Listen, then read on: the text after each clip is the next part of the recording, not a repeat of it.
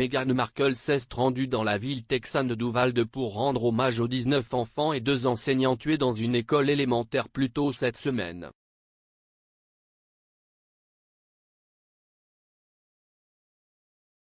La duchesse de Sussex, 40 ans, a visité un site commémoratif à l'extérieur du palais de justice du comté d'Uvalde, où elle a déposé un bouquet de roses blanches.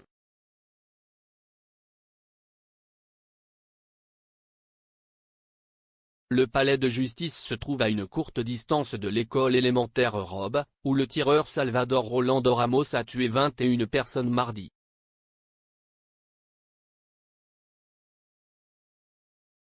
Le tireur de 18 ans a été abattu par la police après avoir mené l'une des fusillades les plus meurtrières dans une école de l'histoire récente des États-Unis.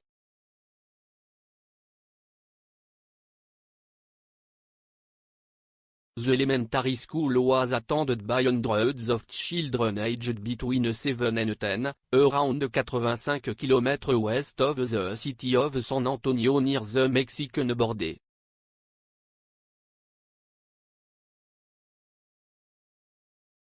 La duchesse était émue en regardant chaque hommage individuel aux personnes tragiquement tuées, les croix blanches portant les noms des victimes.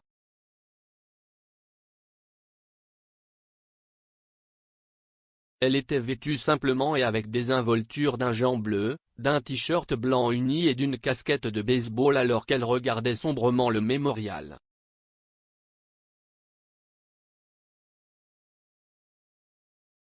Le gouverneur du Texas, Greg Abbott, a qualifié Ramos, armé d'un AR-15, de visage du mal, après l'arrivée de l'adolescent à l'école primaire juste après 11h30 mardi matin.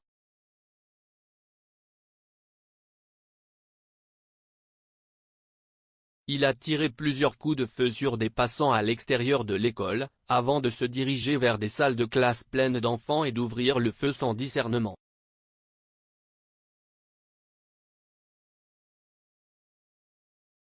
La visite de la duchesse intervient alors que le mari de l'un des enseignants tués dans la fusillade meurt d'une crise cardiaque.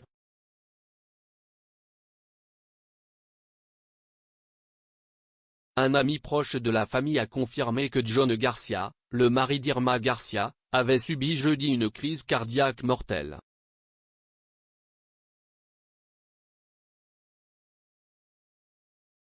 Madame Garcia était une enseignante de 4e année qui travaillait à l'école depuis 23 ans.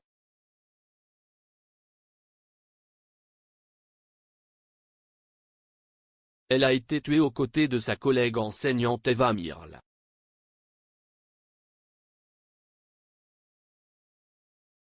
Le lieutenant Chris Olivare, du ministère de la Sécurité publique du Texas, a déclaré à NBC que Ramos n'avait aucun respect pour la vie humaine, juste une personne totalement diabolique.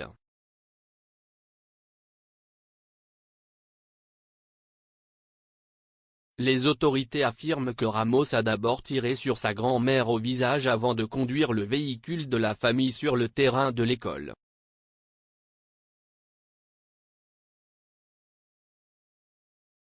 Sa grand-mère elle-même a donné l'alerte à la police, avant d'être admise en soins intensifs.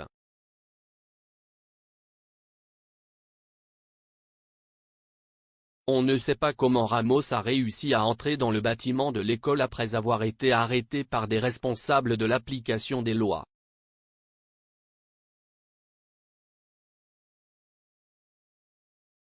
S'adressant à CNN, Eric Estrada du ministère de la Sécurité publique du Texas a déclaré qu'un policier, employé par l'école, avait repéré Ramos sortant du véhicule portant un gilet pare-balles et brandissant un fusil.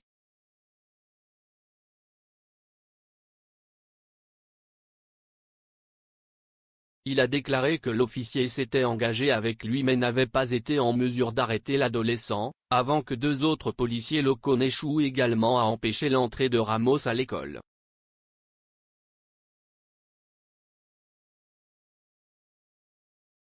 Monsieur Olivare a déclaré, le suspect est entré dans l'école et dès qu'il est entré dans l'école, il a commencé à tirer sur les enfants, les enseignants, quiconque se trouvait sur son chemin.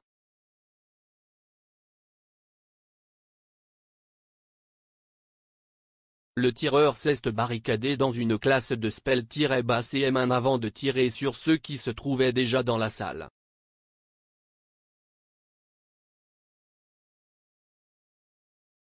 Une équipe tactique spéciale a alors forcé l'entrée dans le bâtiment et a tué par balle le tireur.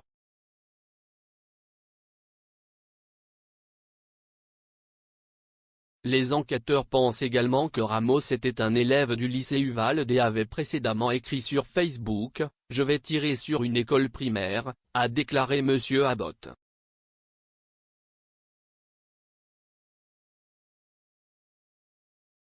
Cependant, le propriétaire de Facebook, Meta, a déclaré que cela faisait partie de messages textes privés qui ont été découverts après la terrible tragédie, mais que la société coopérait étroitement avec les forces de l'ordre dans leur enquête en cours.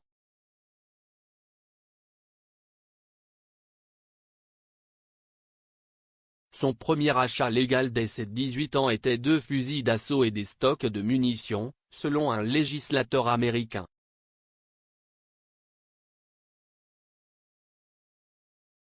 Le sénateur d'État Ronald Gutiérrez a déclaré que Ramos n'avait aucun problème à accéder à ces armes dans une affaire qui a relancé le débat sur les lois sur les armes à feu aux États-Unis.